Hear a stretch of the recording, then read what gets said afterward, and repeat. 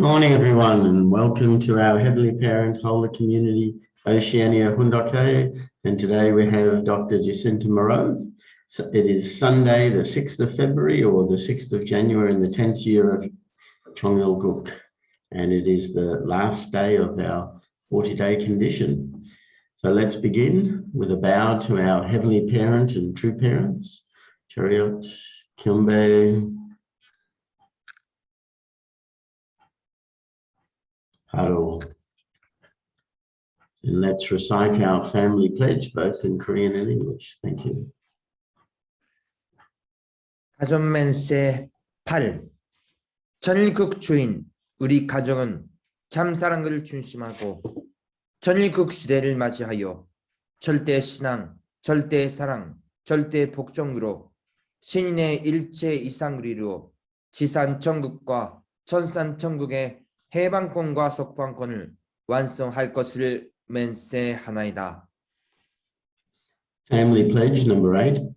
Our family, the owner of Chongyol Guk, pledges having entered the era of Chongyol Guk to achieve the ideal of God and human beings united in love through absolute faith, absolute love, and absolute obedience, and to perfect the realm of liberation and complete freedom in the kingdom of God on earth and in heaven by centering on true love. I'd like to ask Barbara if she could offer the opening prayer, please. Good morning, everyone. Let's pray. Good morning, beloved Heavenly Parent.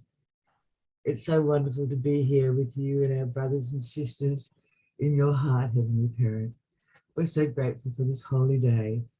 We're so grateful for the wonderful times we've had together recently in the think tank and in the upcoming events. We pray that you'll be with us, Heavenly Parent.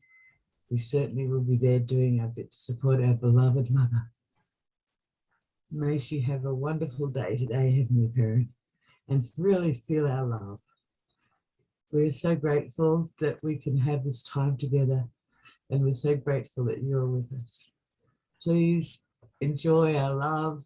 May it bring some relief and joy to your heart, as your love constantly does to us, Heavenly Parent. It is such a wonderful place for us to be able to come to dwell and to feel your heart. It is what gives us courage and strength to go forward, to continue to claim the restoration of the providence in your original plan, Heavenly Parent, which inspires us, which has inspired us on this path. Thank you once again for this beautiful day, and may we share it with you, Heavenly Parent, every single moment. Report this in all of our blessed family names, and my name's Barbara and Teddy Lloyd. Aju. 아주 Thank you. Let's give a warm welcome to Dr. Jacinta Moreau as she shares with us this morning. Thank you. Okay, good morning, everybody. Thank you for this opportunity to share my testimony. It's actually the first time I'll be sharing my testimony, and yeah, I'll only be sharing up until 1995, which covers the first 7-year course of after I joined our movement in 1989. And yeah, very happy that it happens to fall on the last day of our 40-day condition and also on True Parents' birthday.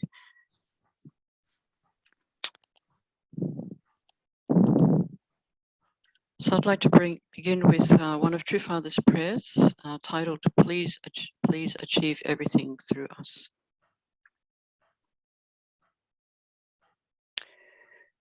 We cannot fathom how hard you have toiled, Father.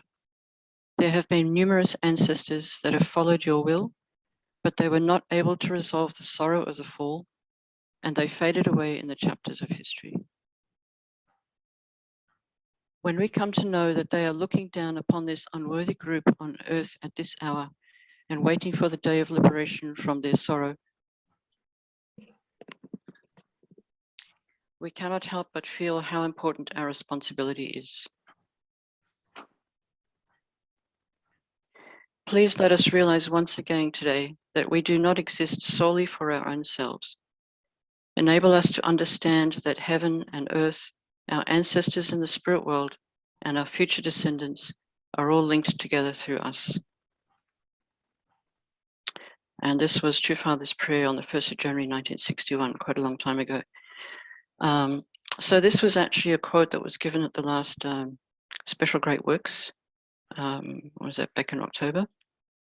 And yeah, just you know, for us to really realize that we're not just living our own lives on this earth at this time, but we're really connected to our ancestors in the spirit world. And of course, we'll be going to the spirit world ourselves in the future, and are connected to our future descendants as well. So I thought on the strength of that, I would start off my testimony, giving a little bit of background on my ancestors. And another thing that touched me in this reading here is that there have been numerous ancestors that followed your will. So there have been so many good people in the past, but they were not able to resolve the sorrow of the fall. Why? Because true parents hadn't come at their time. So we should be really grateful that we're living at the time of true parents. So I'm going to begin with my grandfather on my father's side. So he's the one that's circled there. He was born here in Victoria, in Warrnambool, as the 11th of 11 children. And there's certain aspects about my ancestors when I look at what happened, I really feel that God was working at the last minute. I mean, you know, my great-grandparents had 10 children, then they had an 11th one, and that's the one from which I'm descended.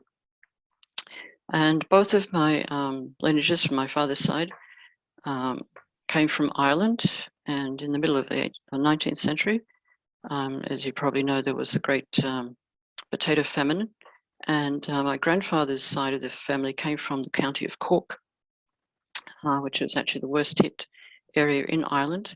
About, I think, a quarter of the population died, and I was doing a little bit of research as I was putting this PowerPoint together. And, you know, there were mass graves and all this sort of thing. So, yeah, a lot of suffering in the Irish people. And, yeah, so about, I think a lot of them came to America or to Australia, and particularly Victoria for some reason. So at one point in Victoria during the 19th century, a quarter of the population were Irish. And my grandfather's ancestors came through Portland, and my grandfather and all his siblings, his brothers at least, went to this Catholic school near Warrnambool. And you can see the size of the student population. And the whole area was very Irish at the time. Even Port Fairy, which is the next town along the southern coast of Victoria, used to be called Belfast. So, yeah.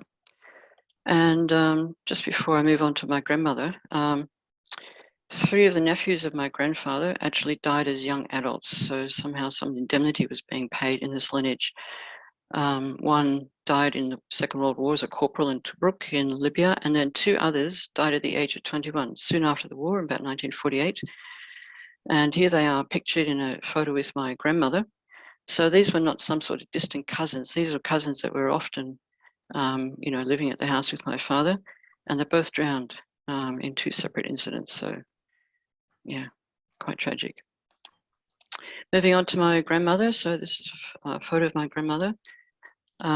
She was born in South Melbourne, 4th of 4 children, and she also had a very difficult upbringing. Her mother, who is pictured here on the right, was hearing voices, and so her family decided to put her in a mental asylum.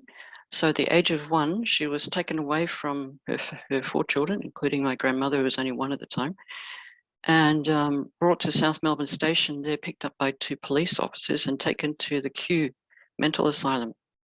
And she never saw her children again. This photo that's here is actually a little scrap of a photo that used to be carried in the pocket of my grandmother's oldest sibling. Yeah, so there's a photo of the mental asylum there in Kew. And yeah, so she stayed there and then moved later to Ballarat, and she was interred in an unmarked grave. It was only much later that my younger sister did a lot of research on our family history and actually set up this plaque in the Ballarat cemetery. And yeah, there were 2 other inmates who were also interred in the same place. Yeah, so my grandmother then, at the age of 13, her father passed away, and then she went to live in a convent or a boarding school. Yeah, so she really had a very difficult life. Anyway, she got married and she had 7 children, but then brought them up during the time of the Great Depression. And so my grandfather was mostly away working for the State Electricity Commission, putting up poles in Gippsland. And so she raised up 7 children, mostly by herself. Also a very resilient lifestyle or character she built up. Moving on to my mother's side, this is a photo of my grandfather. He was born in Wales, but his family had come out from Ireland to Wales. He had 8 siblings, another large family, served in the First World War.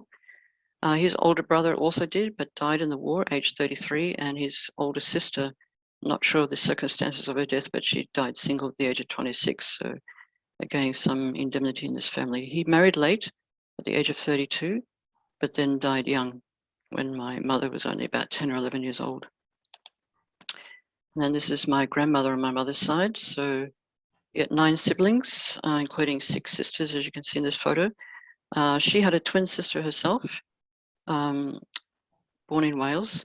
And this twin sister died tragically at the age of 18. So this seems to have had quite an effect on my maternal grandmother. She served in the First World War as a nurse in the main hospital in London. So saw the soldiers coming back from Europe with, missing limbs and things like this. And she married, there's a photo of her at that time. She married late at the age of 38. So on her marriage certificate, it's got spinster. So really God is working at the last minute here. And even then she had 4 children. My mother was the youngest. My mother was born when she was 43, when my grandmother was 43. But then she was widowed at the age of 54, just at the outbreak of the Second World War. And though she worked as a midwife, raising up her family. And of course, midwives sometimes have to go out in the middle of the night, and this is happening during the Second World War. So sometimes my mother and her siblings, listen to the air raids and have to go in the air raid shelter, just the 4 of them by themselves. Yeah, so it wasn't an easy life for them either.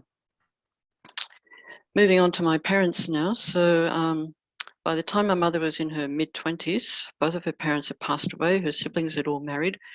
And she was a teacher and just, I guess, felt the calling to do something a bit different. So she answered the call to come as a teacher to Australia. And of all places, she came to Sale in Gippsland. In the meantime, my father had been born in Gippsland and was living in Sale.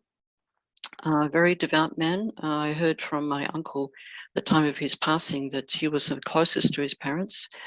I knew that he did a lot of work as an altar boy in the local cathedral. There's actually a cathedral in Sale. And even when his mother passed away, he served as the altar boy at that time. He was a very reserved person. His siblings thought he would never marry, and he was actually very close to pets, so you can see him with his dog here. So then my parents met through a social group of the Catholic Church, Legion of Mary. My father was the treasurer, my mother was the secretary, and they used to go visiting people in hospitals, that sort of thing. So then they got married in 1960 of all years, and they really wanted to have a blessing on their marriage. So they actually sent some papers to the Pope in Rome to get a blessing on their marriage. So I really felt when I first joined the church and, realizing that true parents were blessed in 1960, that my parents would have been, the first generation. They would have received the blessing at that time had, Christianity accepted true parents earlier. Moving then on to me. So by the end of 1960, my parents had twins. So here's a photo of my brother and I. So I was the second of the twins. Very small at birth. I was under 2 pounds, so it was about 1.8 kilos. I had to stay in hospital for a good month until I got enough weight to come home. So again, I really feel like God was working at the last minute. Normally when you get pregnant, you're expecting only 1 child, but anyway, the 2 came, and I was very small when I was born. Oh, somehow I got out of my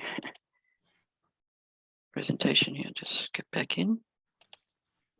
I'll just go back down to the slide I was on. Sorry for that.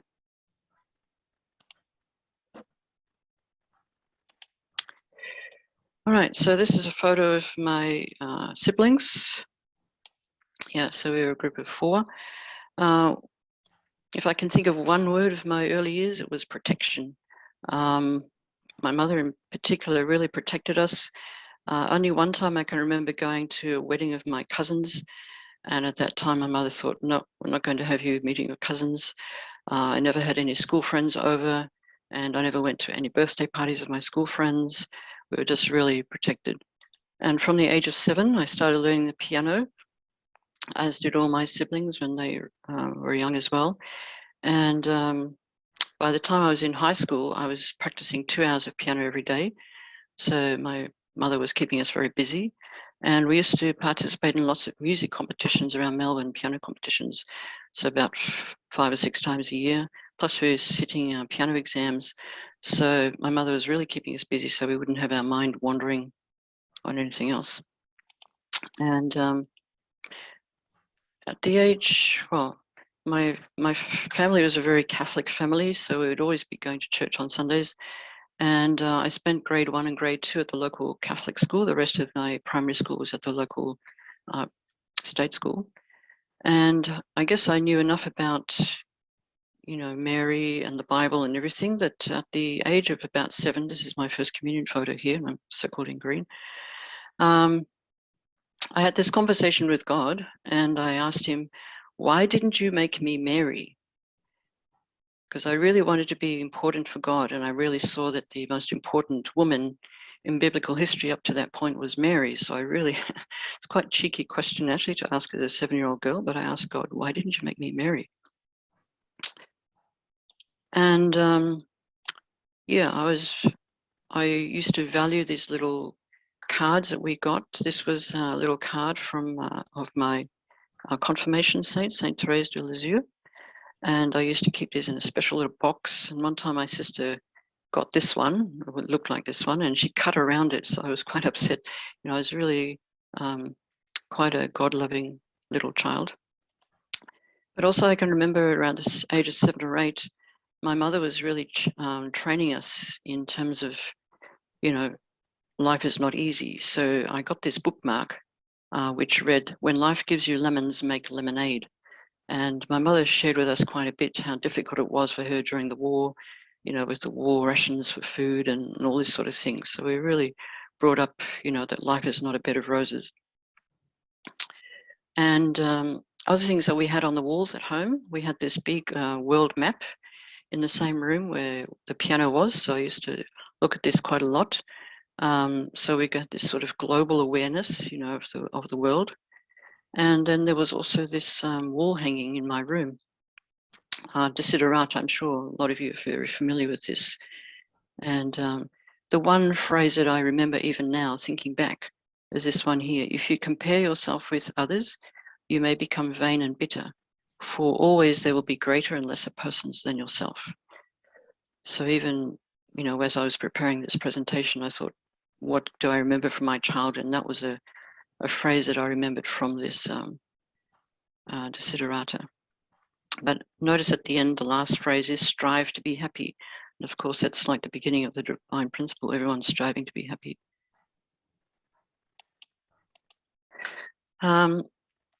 Yeah, so as I went through high school, actually, I went to 3 different high schools. And by the time I got to the 3rd one, I was in year 9, and very hard to make friendships, you know, coming into year 9 at a new school. And yeah, so I also had quite a time of loneliness during my high school. At one point, we had to write an essay for English, and I can remember my English teacher at a parent-teacher meeting with my mother reading out some of my essay on loneliness. I don't have the copy of the essay, but really felt that there was something quite profound in what I shared there. Anyway, by the time I got to the end of high school, I had this choice before me. I had been, you know, practicing piano and, you know, sitting all these exams, and even I had a diploma in piano by the time I finished high school. Shall I follow music or shall I follow my maths and science? And I decided, well, I just want to fulfill, God's potential for me. So I thought, well, I continue my science at university, but I can always keep my music on the side. So, yeah. Just before I finished my degree at the University of Melbourne in science, I actually attained, I think it was a second or third prize in the highest level music competition in Melbourne, playing piano. And then as I was going through my university training, at the end of second year, I was the top chemistry student at the University of Melbourne. So I was really striving, to fulfill my potential that God had given me. And at the end of my studies at University of Melbourne, I was working at Kodak in Coburg for a while as a lab technician, and I thought I can do more than this. So I applied for scholarships to go overseas, and I was awarded a scholarship to go to Canada for PhD studies. And this was the research institute where I did my research. It was the National Research Council of Canada. And on the top of this, you can't see it obviously, there was a saying there, the more you searchest, the more you shall marvel. It was in sort of old English.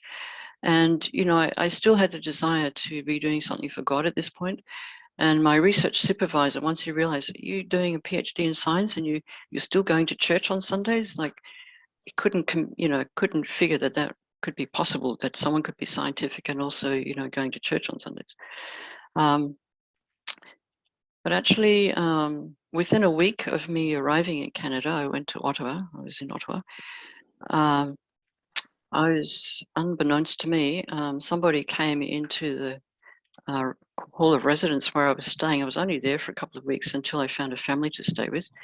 And I was in the ground floor, in the sort of the bistro having dinner. And somebody came in with these metal etchings. And I bought two, and one of them was this: God grant me the serenity to accept the things I cannot change, courage to change the things I can, and wisdom to know the difference. And the other one was a landscape scene. And many years later, when I had joined the movement and I was at Elwood, and then I saw these metal etchings in the garage there, it clicked, the penny dropped, and I'd actually been fundraised to when I was in Canada. So I was really very happy about that. And that's, I think, quite a unique experience to be actually joining the church later and then having already supported the movement through fundraising. So for all of those of you who spent many years fundraising, when these people come to realize that they supported our movement, even by buying a couple little metal etchings or whatever, they'll be very happy. And the other thing that I did while I was in Canada was had the opportunity to attend many conferences in America, Italy, Jerusalem. So this also prepared me. God was really preparing me to join the movement, as I can see later. Another thing that I would say at this time was towards my late teens, early 20s, I had this recurring vision, not vision, I guess maybe dream, looking down on the earth and really feeling that the time was very special time, like around 1960, and everything was a very special time. In fact, I had the revelation, if you like, that the Lord of the Second Coming would happen when I was 22. I actually had that sort of revelation. And actually I was met by somebody fundraising to me at the age of 22. Unfortunately, they didn't stop and witness to me at the time. Maybe God knew that I was so focused on my PhD studies that I wouldn't have accepted. Anyway, after I finished my PhD, which took more than 5 years, was, difficult. I decided to come back to Australia. I could have gone, to America or somewhere else to do postdoctoral research, but I decided to come back to Australia. And these words in the Divine Principle really sum up what I was feeling after I came back to Australia. When the sailor who has completed his voyage in search of external truth under the sail of science adds another sail, the sail of religion, and embarks on a new voyage in search of internal truth, he finally will be headed toward the destination for which his original mind yearns.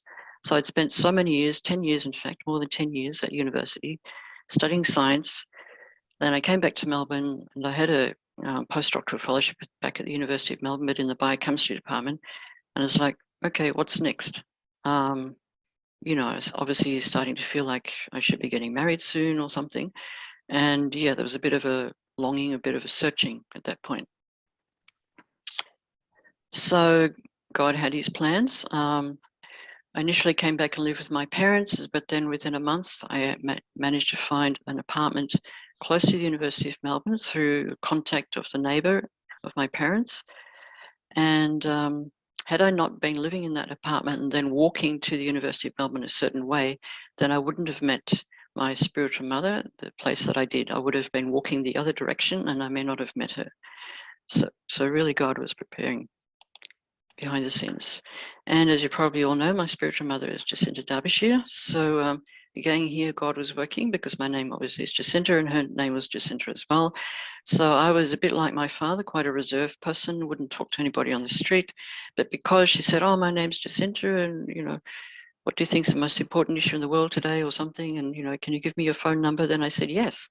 And normally I would never give my phone number to anybody on the street. So, you know, God has a bit of a sense of humor. And yeah, so I met Jacinta. Even the first time I was invited over to the centre, I didn't come. And so then I met Greg Stone on the street.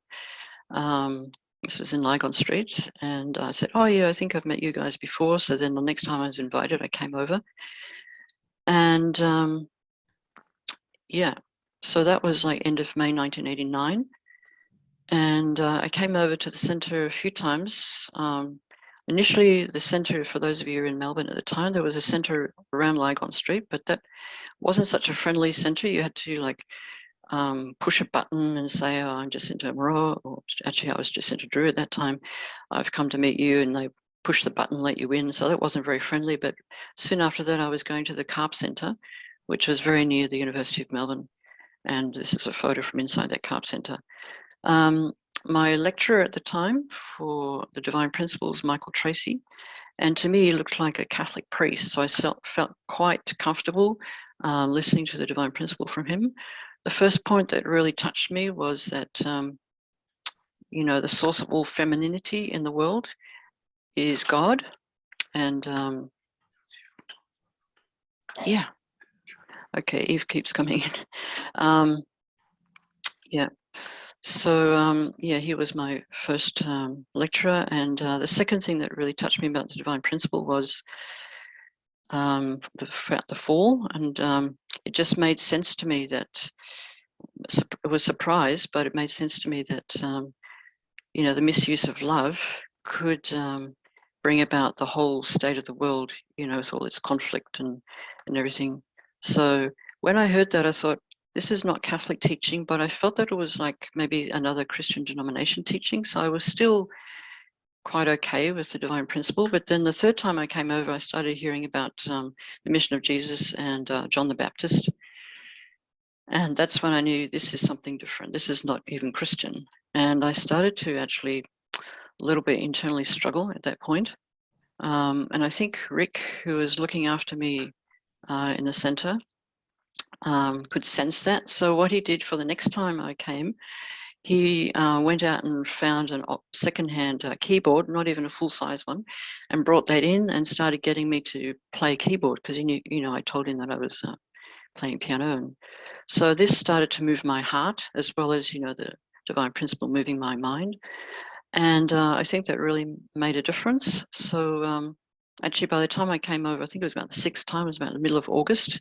It was, I can actually remember my spiritual birthday. It was August 15th, which is a holy day in the Catholic Church, the day of the Assumption of Mary. And I had been to Mass on a University of Melbourne campus. And even during the homily, the priest had said, oh, heretic or something. So, you know, the unification movement sort of crossed my mind at that point.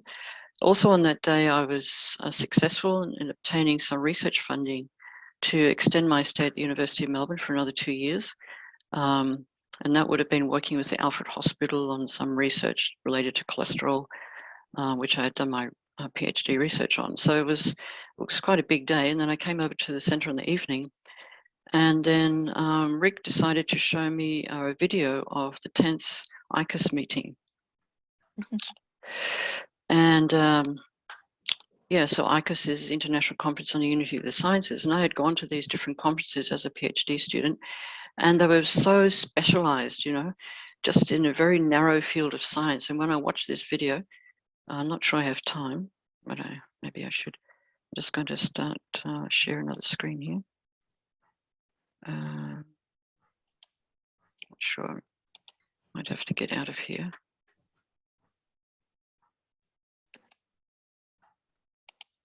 Okay. Just trying to go to video now. So I was very moved by the content of the video, but then also by True Mother. It was her first public speech.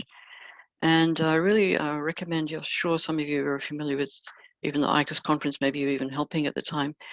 Father actually speaks in English in this video, but I'm just going to show a little clip of True Mother.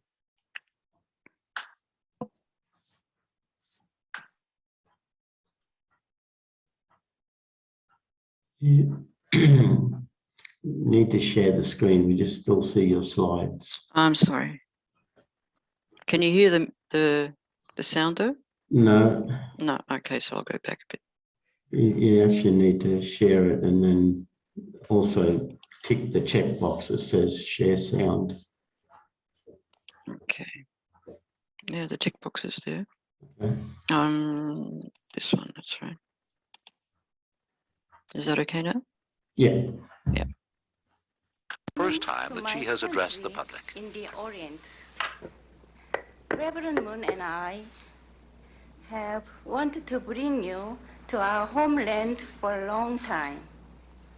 They say that behind every great man, there is someone.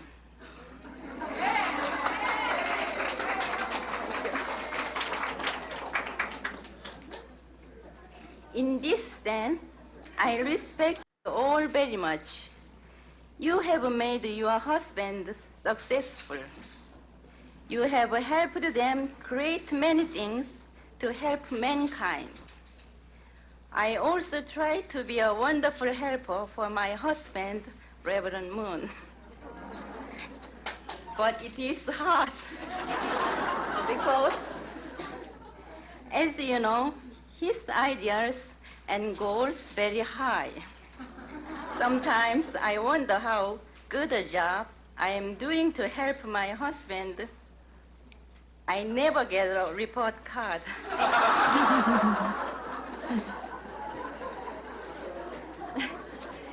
If you have a chance to ask him, please do so and let me know his answer.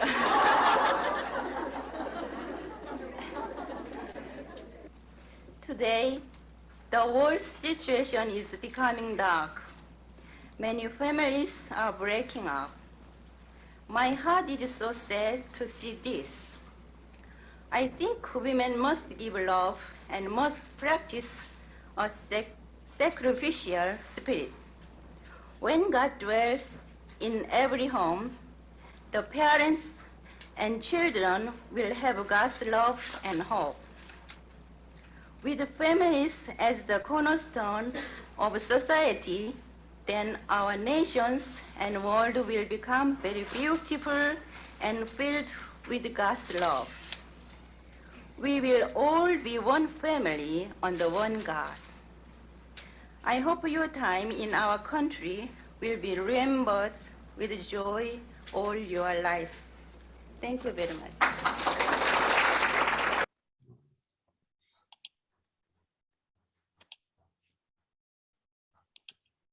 That's beautiful.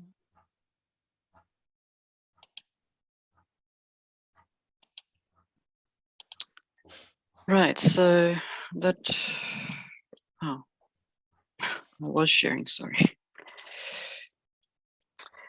So that was a very moving experience for me on a day that was packed with a lot of emotions. So that was my spiritual birthday. And even, not Eve, Rick and I, we were up till the wee hours.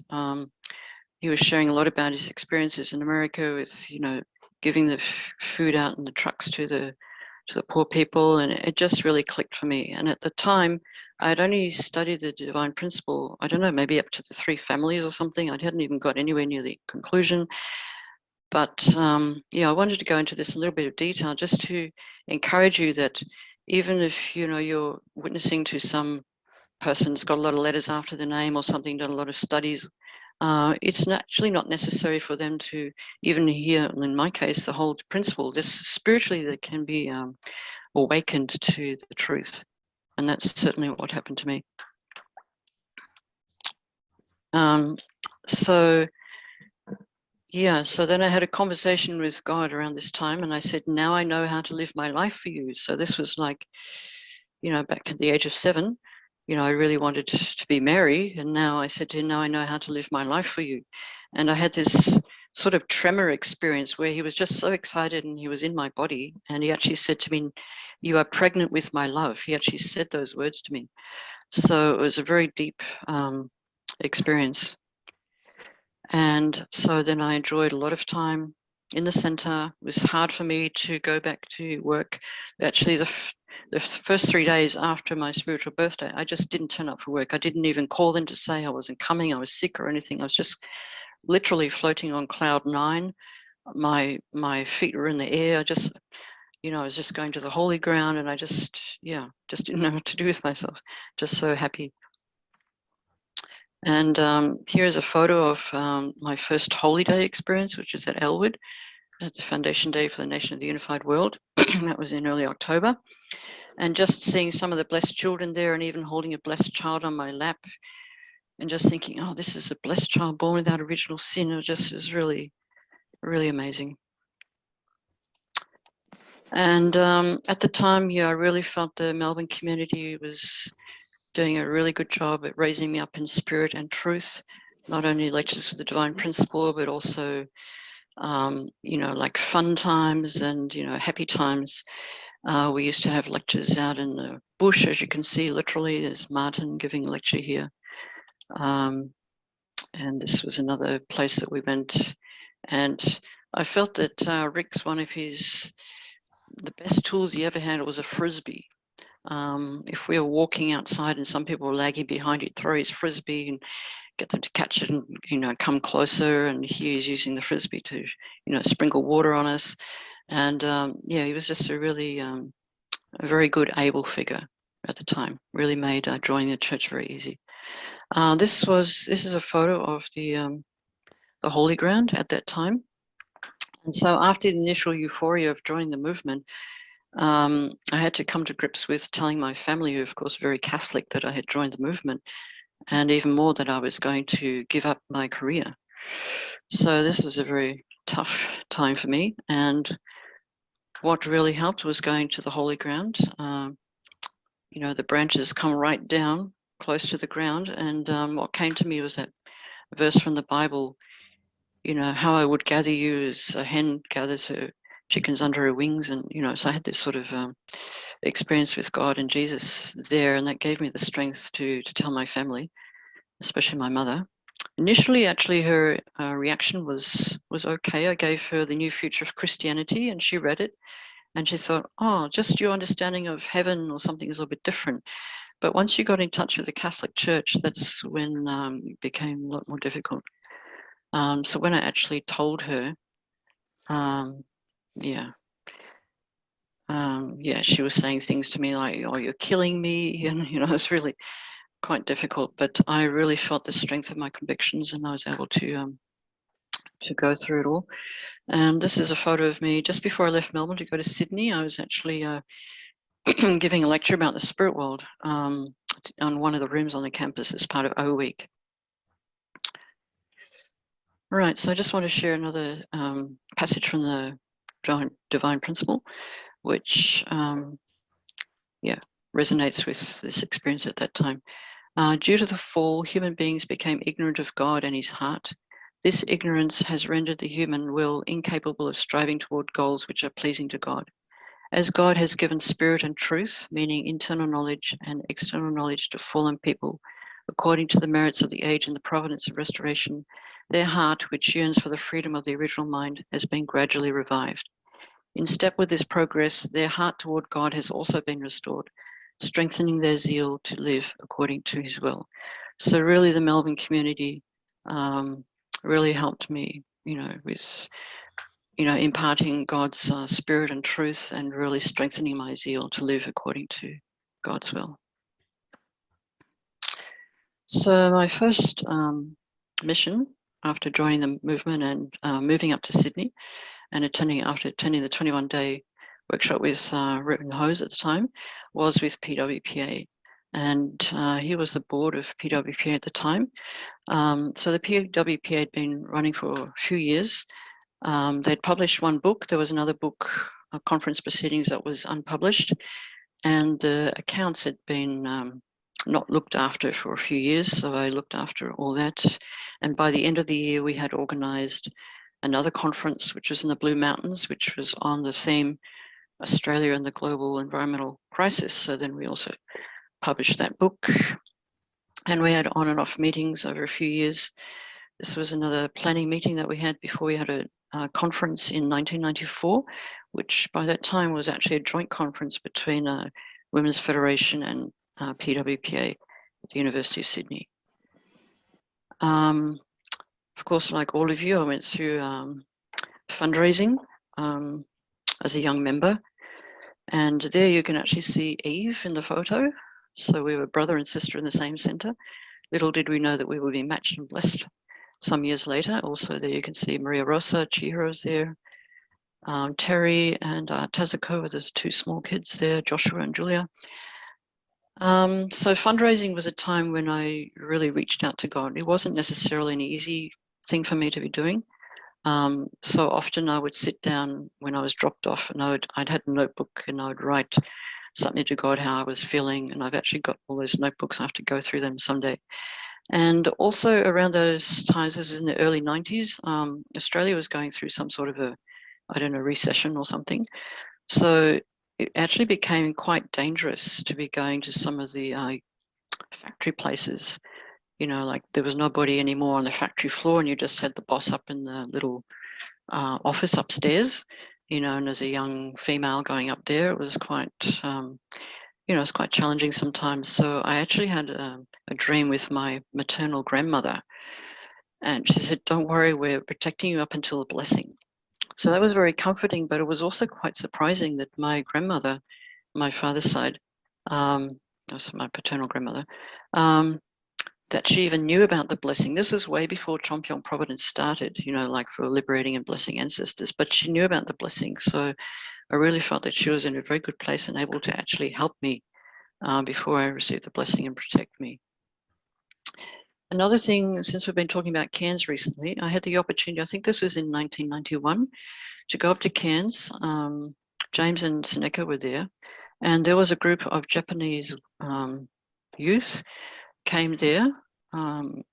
They came with a professor, you can see him here, and also with Mrs. Kobayashi, who's a National Messiah to Kuwait. And we just basically did sightseeing, but in the evenings we would have some time together and I would play piano, kawakubo. I mean, is it, I can't remember the name of that Japanese song about a dragonfly. Anyway, I knew how to play that on the keyboard. So, quite a lot of give and take. And I was the only Australian unificationist there for some reason.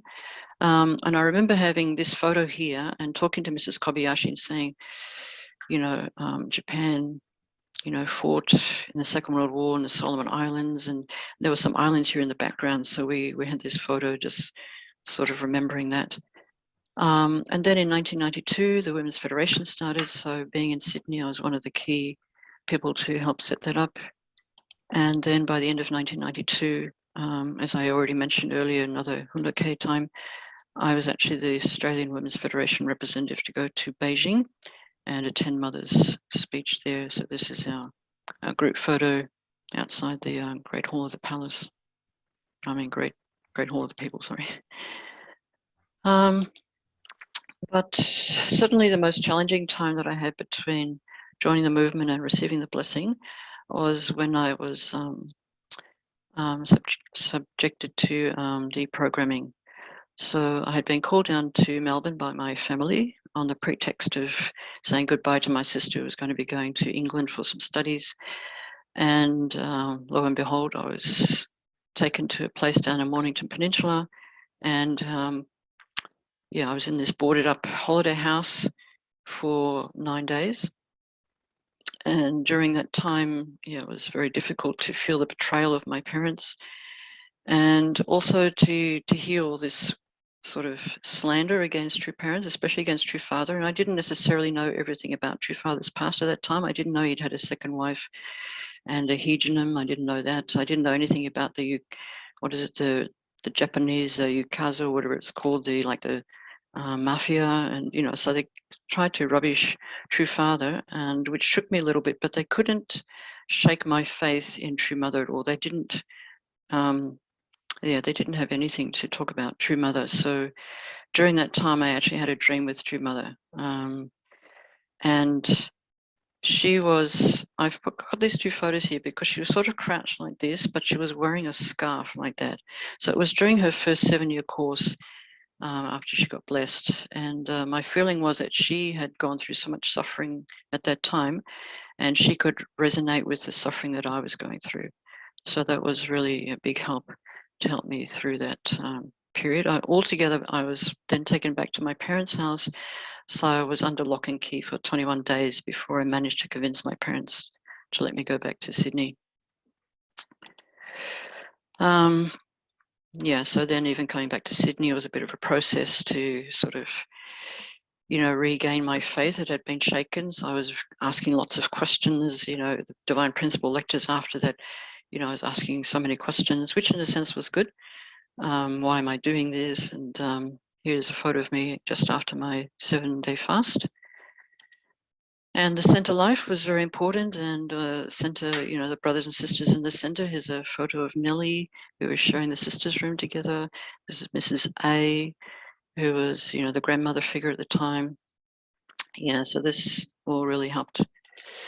And then here in 1992, lo and behold, I was matched and blessed with somebody that I already knew. You're going for this 30,000 couple blessing.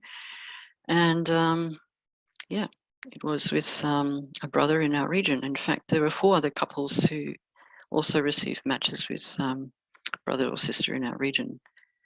And as I was putting this PowerPoint together, and I saw myself in this wedding costume, and I saw a likeness between the shoes I was wearing the blessing time and then the shoes I was wearing the first Holy Communion, and just sort of reinforced to me that, Heavenly Parent has been looking after me and helping me all the way through my life, from the age of 7, even before 7, up to the age of, I think I was about 31 when I received the blessing. Yeah, so I really felt God's hand behind. And yeah, one of the first things that I found out after being blessed is a little bit of French history with regards to Britain, because, my ancestors being from Britain,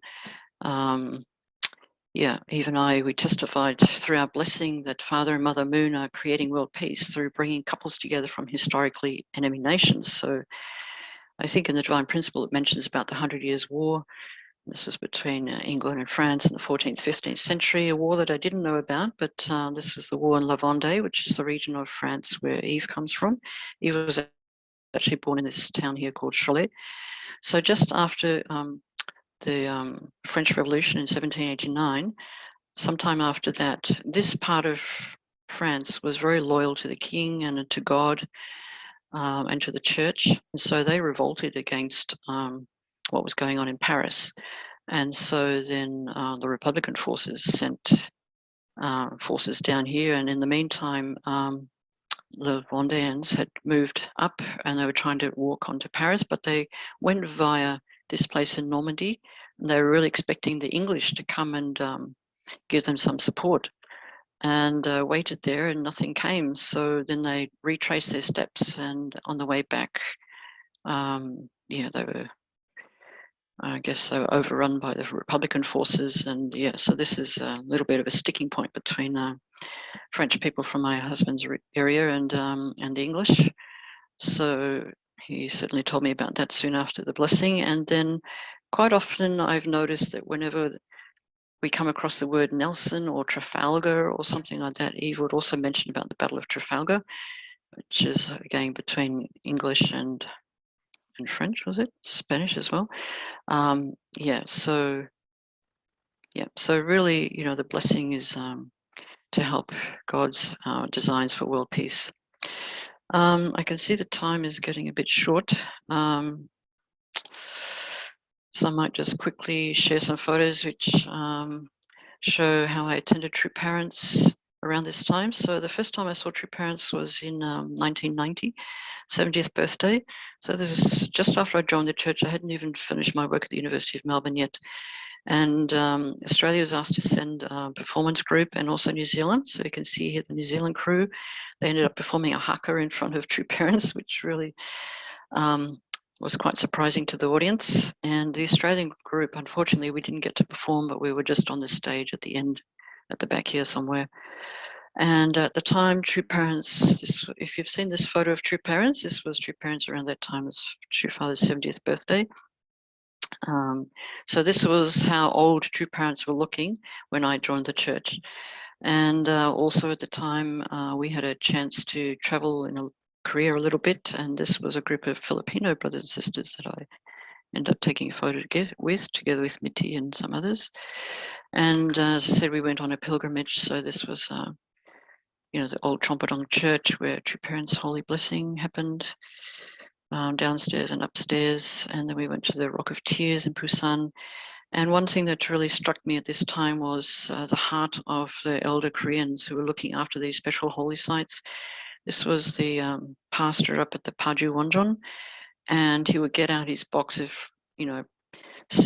valuables and get out these ribbons that had been, cut when True Parents came or something, and cut off a little bit and give us each some of that. So I was really moved by that.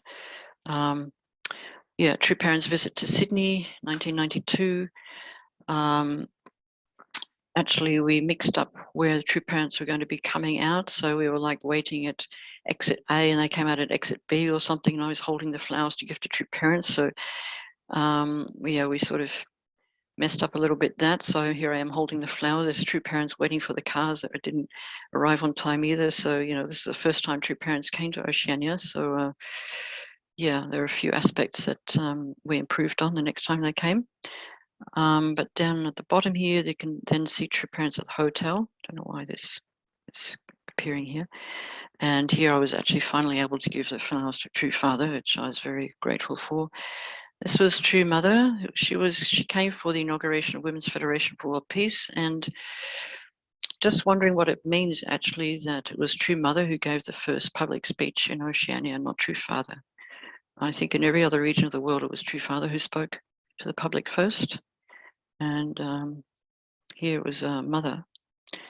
And in the audience here, this was actually the wife of one of the PWPA leaders. So I was very happy to be able to bring her to the event. And you can see some of the other brothers and sisters and others who were in the audience. And afterwards, then there was a report to True Father.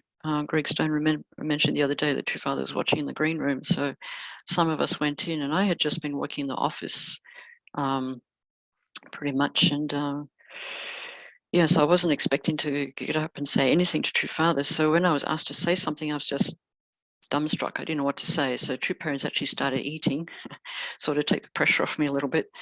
And then I just said something like, I'm just so happy to have been able to work with brothers and sisters to help bring people to the event, something like this. I was really too shy in front of True Parents.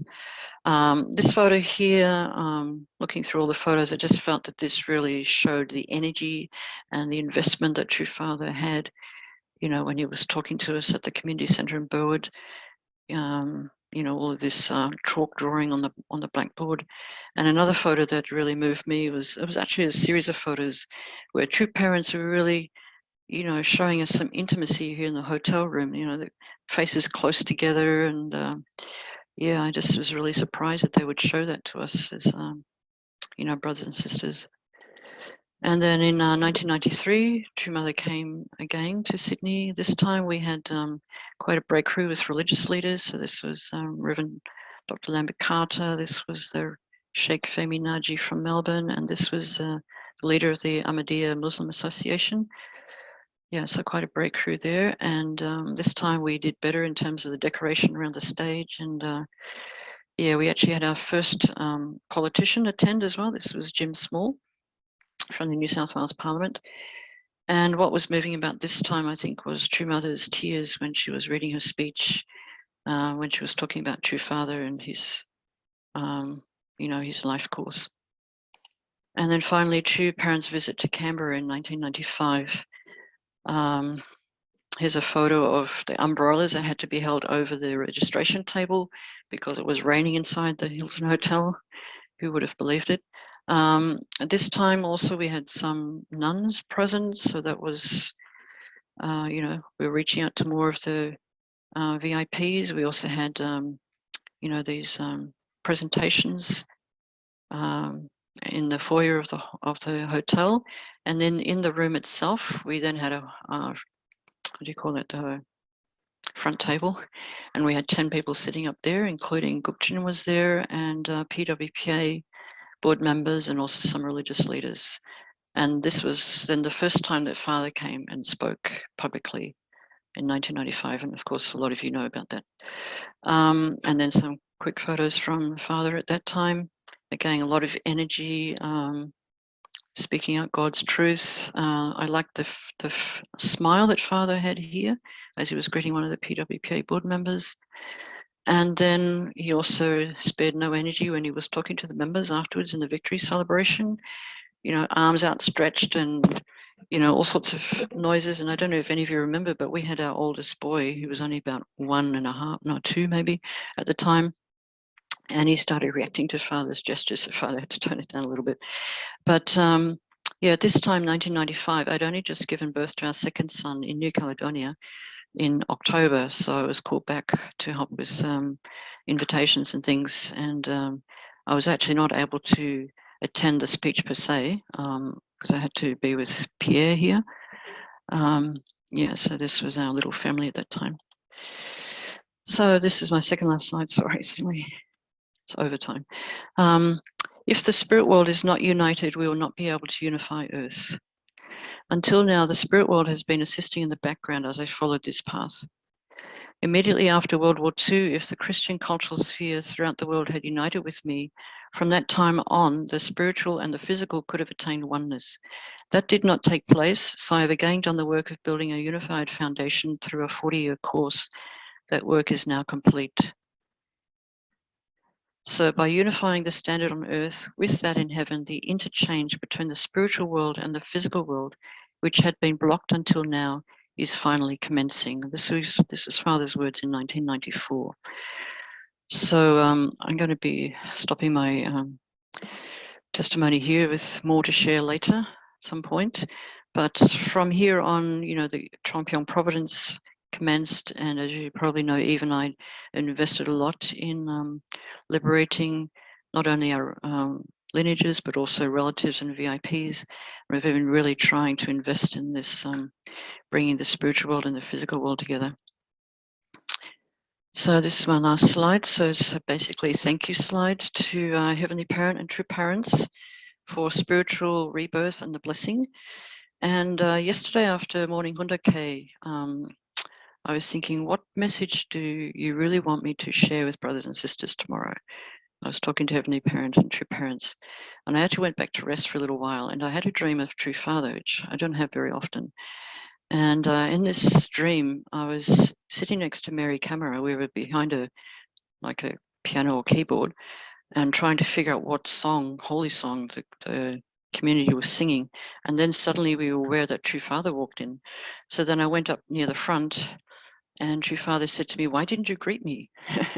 He said to me, and I said, "Oh, I didn't see you, like there was a bright light behind you or something." And then Father said to me,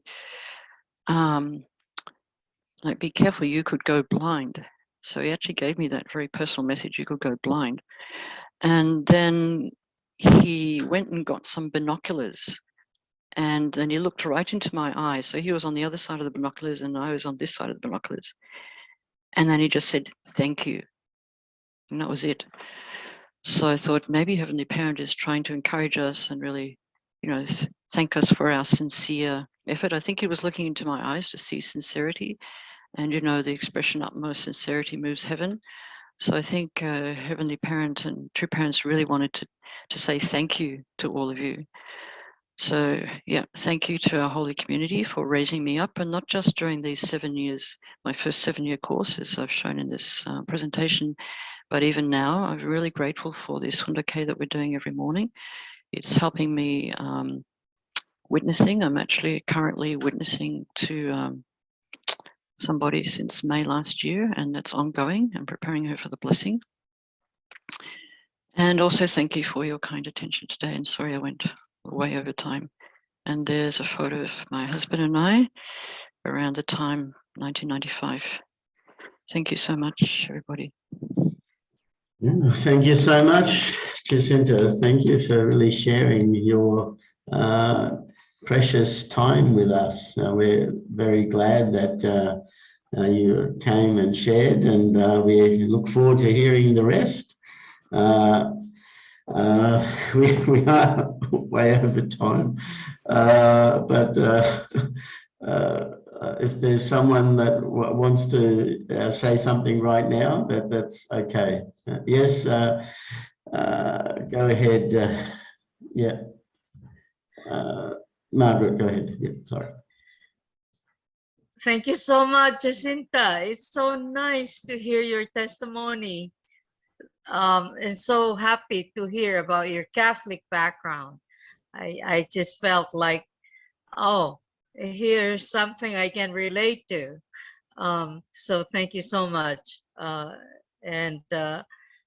You laid out a very good format for writing a memoir. So thank you again for that. That's all I can say is thank you, thank you. Thank you. Thank you. Yeah, thank you. Yeah, we go for one more before we go into our unison prayer. Who would like to?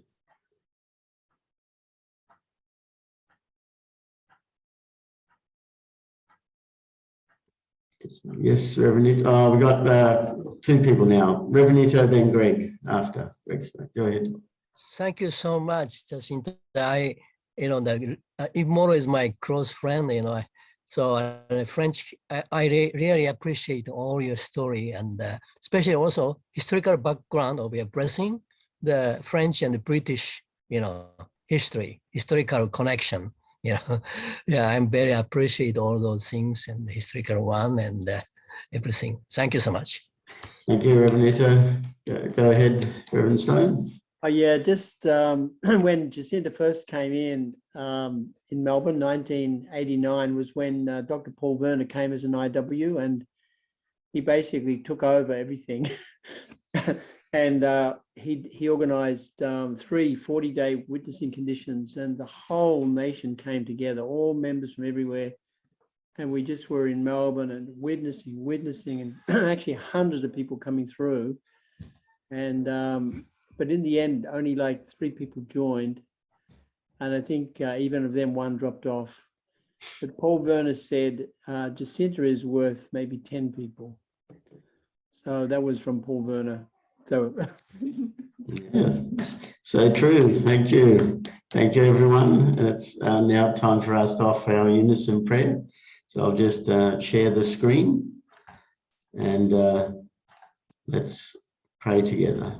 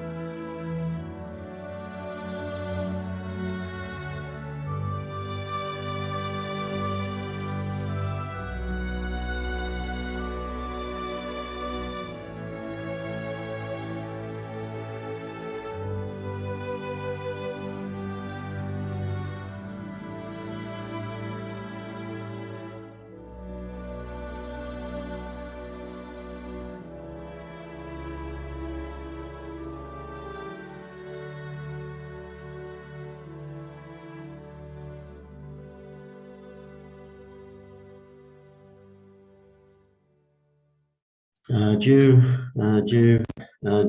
Thank you, everyone. Thanks for coming. Thank you, Jacinta. And have a great day, guys. We'll see you tomorrow. Thank you. Thank you. Thank you, Jacinta. And happy to the parents' birthday. Jacinta. See you soon. Thank you. Thank you. Love. Bonjour.